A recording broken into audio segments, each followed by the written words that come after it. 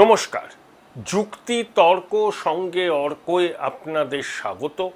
আপনাদের সঙ্গে আমি অর্কপ্রভ সরকার। সিস্টার নিবেদিতাকে সাংবাদিকরা একবার জিজ্ঞাসা করেছিলেন ঠাকুর শ্রী শ্রী রামকৃষ্ণ পরমহংস এবং স্বামী বিবেকানন্দর মধ্যে কি পার্থক্য। সিস্টার নিবেদিতা যে উত্তরটা দিয়েছিলেন তা ঐতিহাসিক। ভারতবর্ষ বিগত ৫,০০০ বছর ধরে যে পথে চলেছে তার প্রতিকৃত শ্রী শ্রী রামকৃষ্ণ এবং আগামী ২৫০০ বছর ধরে যে পথে চলবে তার দিক নির্দেশ দিয়েছেন স্বামী বিবেকানন্দ। এই গৌরচন্দ্রিকাটুকু করলাম কেন সেটাই আপনাদের বলবো। তার আগে আপনাদের সনির্বন্ধ অনুরোধ, চ্যানেল সাবস্ক্রাইব করবেন, থ্যাঙ্কস বাটনে ক্লিক করতে ভুলবেন না। দেখুন, মুখ্যমন্ত্রী হিসাবে শপথ নেওয়ার পর প্রথমবার বেলুড় মঠে গেলেন শুভেন্দু অধিকারী। রামকৃষ্ণ মন্দিরে পুজো দিলেন, স্বামী বিবেকানন্দর ঘর দেখলেন, শ্রী শ্রী সারদা মায়ের ঘরে গিয়ে প্রণাম করলেন, রামকৃষ্ণ মঠ মিশনের অধ্যক্ষের সঙ্গে একান্তে কথা বললেন, আশীর্বাদ নিলেন। অর্থাৎ এই যে রামকৃষ্ণ মঠ মিশন, স্বামী বিবেকানন্দ, ঠাকুর, মা, এরা তো আমাদের শক্তি যোগায়, এরাই তো আমাদের অনুপ্রেরণা। ঠিক জায়গা থেকে অনুপ্রেরণা নিতে গিয়েছিলেন শুভেন্দু অধিকারী। দেখুন, একটা ঘটনা আপনারা মানবেন কি মানবেন না আমি জানি না, কমেন্ট বক্সে লিখবেন দয়া করে। যে আজকালকার দিনে ছেলেমেয়েরা অত তো আর মন্দির টন্দির যেতে পারে না, সময় নেই, কাজের চাপ। তাদের বহু ছেলেমেয়ের মানি ব্যাগে পার্সে দেখবেন ওই তিনটে ছবি একসঙ্গে, ঠাকুর, মা, স্বামীজি। কখনো মানি ব্যাগে, কখনো যে টেবিলে বসে তারা কাজ করে বা পড়াশোনা করে সেখানে। অর্থাৎ ঠাকুর, মা এবং স্বামীজির যে প্রভাব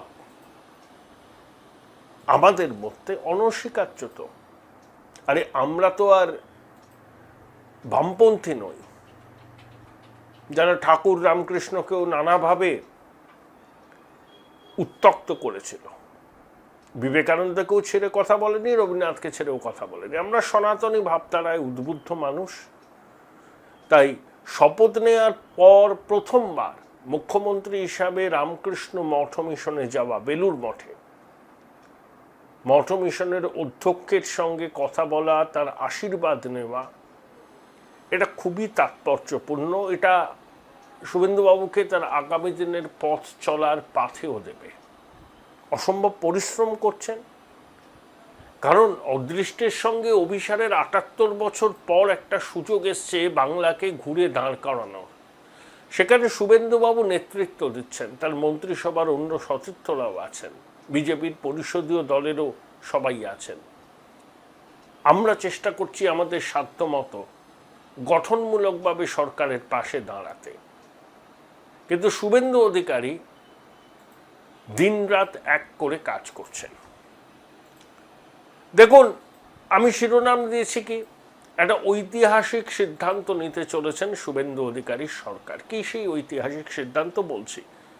তার আগে ভারত বাংলাদেশের সীমান্তের ২৭ কিলোমিটার বেড়া দেওয়ার জন্য জমি হস্তান্তর করা হয়েছে। অনেক কলমচি, অনেক বিশেষজ্ঞ, বিজ্ঞ তারা বলছেন যে এটা নিয়ে এত হইচই করার কি দরকার। অনেক প্রাজ্ঞ সাংবাদিক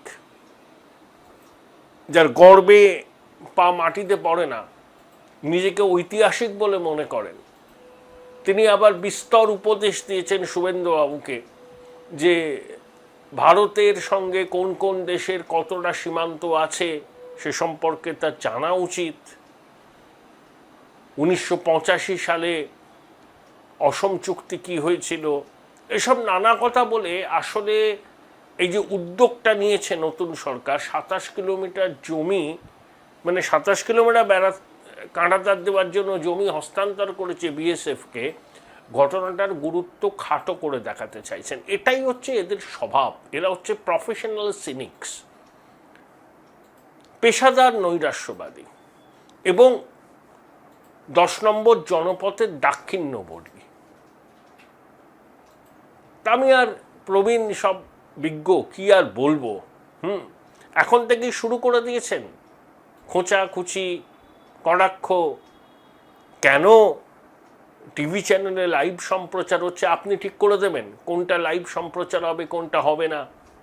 শুভেন্দু অধিকারী কি করবেন আপনি ঠিক করে দেবেন। এই জমিগুলো তো আগে অধিগ্রহণ করা ছিল, দেয়নি কেন বিএসএফ এর হাতে? মমতা ব্যানার্জির সরকার, শুভেন্দু এই বার্তাটা দিলেন যে এসব ক্ষেত্রে আর কালক্ষেপ করা হবে না, আর যা যা জমি প্রয়োজন সেগুলো অধিগ্রহণ করা হবে নির্দিষ্ট নিয়ম মেনে। আবার 112 কিলোমিটার এমন যা আছে সেখানে জল সীমান্ত, সেখানে তো ফেন্সিং হবে না। বিএসএফ এর পক্ষ থেকে একটা প্রপোজাল এসেছিল, এই প্রপোজালটা শুনে ভারী মজা পেয়েছিলাম, যে সেখানে নাকি কুমির এবং বিষাক্ত সব সাপ টাপ ছেড়ে দেওয়া হবে জলে। আরে শুধু কি অনুপ্রবেশকারীরাই ওই জলপথ ব্যবহার করে? দুপারে সাধারণ মানুষও ব্যবহার করে, তো সেটা বিশেষ গুরুত্ব পায়নি সীমান্তরক্ষীর বাহিনীর কাছে। যেখানটা কাঁটাতার দেওয়া যাবে না, কিছু করার নেই, কিন্তু যেখানে দেওয়া যাবে সেটা দিতে হবে। উদ্যোগটা শুরু হয়েছে, সেটাই শুভেন্দু অধিকারী সূচনা করেছেন। এটা নিয়ে এত তাকে বিদ্ধ করার কোনো প্রয়োজন নেই। সবে তো 2 সপ্তাহ মতো হলো, দেখুন না কি হয়। আবি দেখে হোতা হে কেয়া। আপনারাও সব ওই বর্ধিত ইকোসিস্টেমের সব লোকজন, এবং কি বলবো আর কি, বিজেপির এখানে ক্ষমতায় আসায় আপনাদের গা চিরবির চিরবির করছে। যাই হোক, যে ঐতিহাসিক সিদ্ধান্তটা কি নিচ্ছেন শুভেন্দু অধিকারী? আচ্ছা, রেড রোডে কবে থেকে নমাজ পড়া শুরু হয়েছিল আমি বলতে পারবো না, তবে বাম জমানায় হতো, কিন্তু জ্যোতিবাবু বুদ্ধবাবুরা তো কেউ যেতেন না। মমতা বন্দ্যোপাধ্যায়ের সময় এটা একটা বিরাট ইভেন্ট হয়ে গেল। দিদিমণি সেই মাথায় কাপড় দিয়ে মুসলমান সেজে মমতাজ বেগম হয়ে নমাজ পড়লেন। তারপরে ফেরেব্বাসটাকেও নিয়ে যেতেন, পবিত্র ঈদের নমাজের অনুষ্ঠানে রাজনীতির কথা বলতেন, বিজেপির জুজু দেখাতেন। এটা উনি করে থাকেন। তো এবার শুভেন্দু অধিকারীর সরকার সম্ভবত সিদ্ধান্ত নিয়েছে যে রেড রোডে আর নমাজ পড়া হবে না। দেখুন, রেড রোডে নমাজ পড়তে গেলে বা অন্য কিছু করতে গেলে ফোর্ট উইলিয়ামের পারমিশন নিতে হয়। ফোর্ট উইলিয়াম আগের বার দিয়েছিল পারমিশন এবং বলে দিয়েছিল এটাই শেষবার। যে সংগঠনটি এই ঈদের নমাজের আয়োজন করে, খিলাফত কমিটি, তাদেরকে স্পষ্ট করে বলে দেওয়া হয়েছিল, মানে যা হয়ে গেছে, এবার থেকে আর রেড রোডে নামাজ পড়া যাবে না। তাহলে বিকল্প স্থান কোথায় সেটা শুভেন্দুবাবুদের ঠিক করতে হবে। দেখুন, ব্রিগেডে যদি লক্ষ্যকণ্ঠে গীতা পাঠ হতে পারে, তো ব্রিগেড প্যারেড গ্রাউন্ডে নমাজ হতেই পারে, বা অন্য কোনো জায়গায়। রাস্তা দখল করে নমাজ পড়বেন, এটা কেন হবে? এটা তো হতে পারে না। তো শুভেন্দু অধিকারী সরকার এই সিদ্ধান্তটা নিয়ে ফেলেছে এবং সম্ভবত সেনাবাহিনীকেও জানিয়ে দেওয়া হয়েছে, ফোর্ট উইলিয়াম কর্তৃপক্ষকে, রাজ্য সরকারের অবস্থান। আগেরবার প্রাক্তন মুখ্যমন্ত্রী নির্মম মহিলা ফোর্ট উইলিয়াম কর্তৃপক্ষের কাছে ব্যক্তিগত স্তরে আবেদন করায় সেনাবাহিনী রাজি হয়েছিল। এবার সরকারের অবস্থান সম্পূর্ণ আলাদা, আর সেনাবাহিনীও বলে দিয়েছে রেড রোডে আর নমাজ পড়া যাবে না। ঠিক করুক, বিকল্প জায়গা সেখানে হবে। আর এবার তো আর কোনো নেতা, মন্ত্রী, মুখ্যমন্ত্রী কেউ তো যাবেন না ওখানে। ধর্মীয় নেতারা যাবেন, তারা নামাজ যেভাবে ওনারা করেন সেভাবে পড়বেন, ব্যাস। দিদিমণি মমতাজ বেগম সেজে ওখানে গিয়ে রাজনৈতিক বক্তৃতা রাখতেন, সেই সংস্কৃতি চিরকালের জন্য বাংলা থেকে বন্ধ হয়ে গেল। আর ওই সংস্কৃতি ফিরবে না। এখন দেখছি তৃণমূলের কিছু অত্যুৎসাহী নেতা বড় বড় বিবৃতি দিচ্ছেন। বুদ্ধবাবুকে মোটা মোটা ইংরেজি বই দিয়ে ইমপ্রেস করে রাজ্যসভার টিকিট বাগিয়েছিলেন যে তরুণ তুর্কি, তারপরে বিপদে পড়ে সিপিএম থেকে তাকে বের করে দেওয়া হয়, তৃণমূলে যান, রাজ্যসভায় গেছিলেন, অর্ধমেয়াদ শেষ হয়ে গেল, বিধানসভায় দাঁড়ালেন, জিতলেন উলুবেড়িয়া থেকে। আমি সংবাদ পত্রে 21শে মে তার বিবৃতি দেখে চমকে উঠলাম। কি বলছেন? যে আবাসে ভুরি ভুরি দুর্নীতি হয়েছে, সেই দুর্নীতির দায় স্বীকার করবেন না। ভাবুন, এই কথাটা আমরা কতদিন ধরে বলছি, 100 দিনের কাজ আবাসে ভুরি ভুরি দুর্নীতি হয়েছে, ভুয়ো জব কার্ড দিয়ে কি কাণ্ডটা করেছে তোলামূলের নেতারা সবাই জানেন। এখন ওনার বিবেক দংশন হচ্ছে, উনি সত্যি কথা বলছেন। তার মানে কি প্রমাণিত হলো? এগুলো সব ভণ্ড, স্বার্থপর, একমাত্র নিজেরটুকু বোঝা। সত্যিটা বুঝতে এতদিন লাগলোরই তো। তখন তো কেন্দ্রীয় বঞ্চনা করে চিৎকার করেছিলেন। আর এখন সত্যিটা সামনে এলো, নিজের বিধানসভা কেন্দ্রে গিয়ে বুঝতে পারলেন আবাস যোজনায় বুড়ি বুড়ি দুর্নীতি হয়েছে। নাক্ষদ্দিন পশ্চিমবঙ্গের মানুষের কাছে সত্যিকে মিথ্যে বলে চালানোর জন্য। চুরি হয়েছে, ডাকাতি হয়েছে, এটা সত্যি, এটাকে আপনারা মিথ্যা বলেছিলেন, বিজেপির অপপ্রচার বলেছিলেন। এই তো কদিন আগে আপনারা ওই ফেরেব বাসটাকে কি যেন বলতেন, এয়ার অ্যাপারেন্টকে কি একটা নাম দিতেন, ওই সেনাপতির অনুপ্রেরণায় আপনারা ভীষণ রকম নাকি অনুপ্রাণিত ছিলেন। ও এখন খোকাবাবুর মুখের উপর কথা বলছেন। সত্য সে লুকাস কি বিচিত্রই দেশ। এইসব লোকদের চিনে রাখুন বঙ্গবাসী। এরা এতটাই সুবিধাবাদী, নির্লজ্জ, দোকান কাটা। দেখেছে দলের ভরাডুবি হয়েছে, এখন সাফাই দিচ্ছে, নিজেকে সততার মুক্ত প্রতীক হিসাবে তুলে ধরতে চাইছে।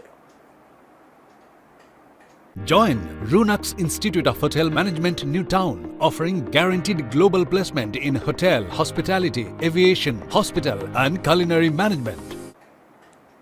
তখন বলেননি কেন? আজ দল ক্ষমতাচ্যুত হয়েছে বলে বিবেক দংশন হচ্ছে।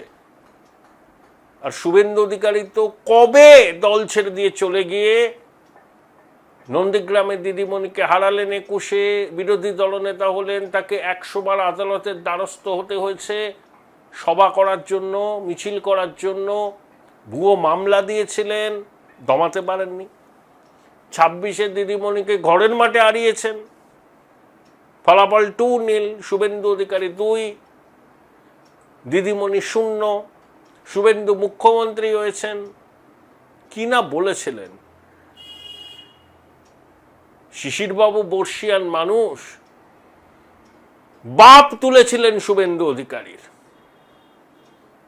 শুভেন্দুবাবুর মা, 85 বছরের কাছাকাছি তার বয়স, বাড়ির সামনে ল্যাম্পপোস্টে মাইক বেঁধে সারা দুপুর শব্দ তাণ্ডব করেছিলেন আপনারা। কই তখন তো বলেননি যেগুলো অন্যায় হচ্ছে?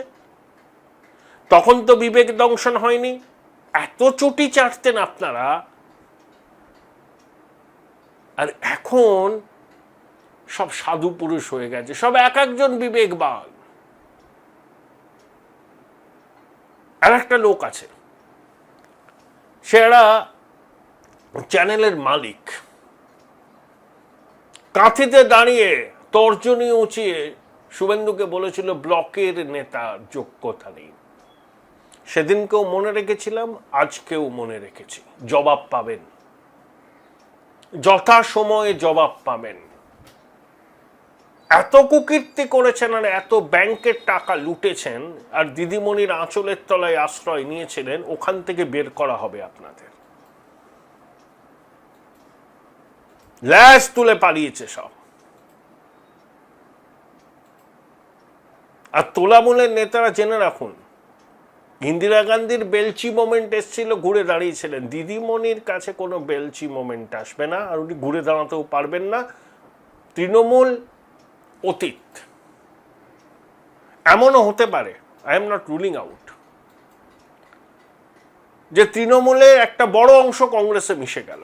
আবার হতেও পারে দলকে টিকিয়ে রাখার সাথে মমতা ব্যানার্জি, খোকাবাবু তারা সোনিয়া গান্ধীর সঙ্গে কথা বলে অল ইন্ডিয়া তৃণমূল কংগ্রেসকে ইন্ডিয়ান ন্যাশনাল কংগ্রেসের সঙ্গে মিশিয়ে দিলেন। যেখান থেকে জন্ম হয়েছিল সেখানেই বিলীন হয়ে যাবে, হতেই পারে।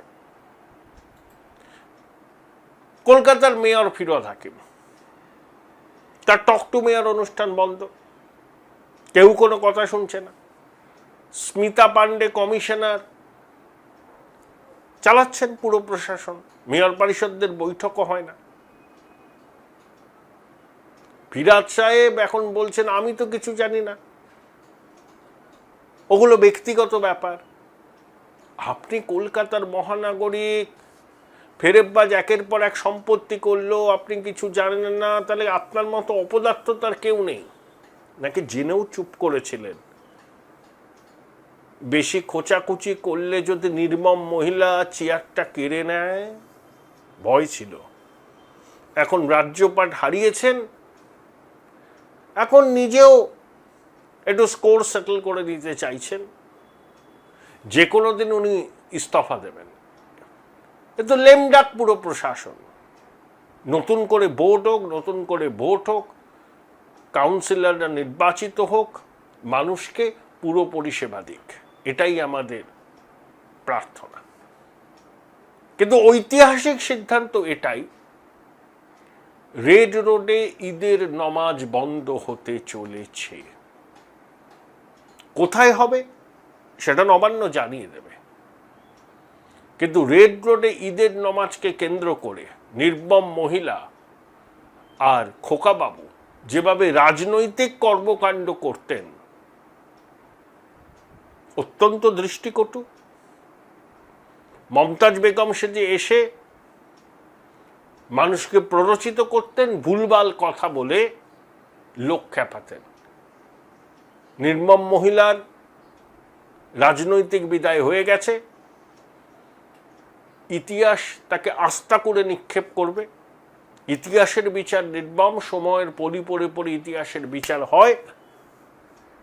ইতিহাসের বিচারে আপনি একজন স্বৈরাচারী দুর্নীতিগ্রস্ত শাসক হিসাবেই চিহ্নিত হবেন, যার শাসনকালে বাংলা ধ্বংস হয়ে গিয়েছিল।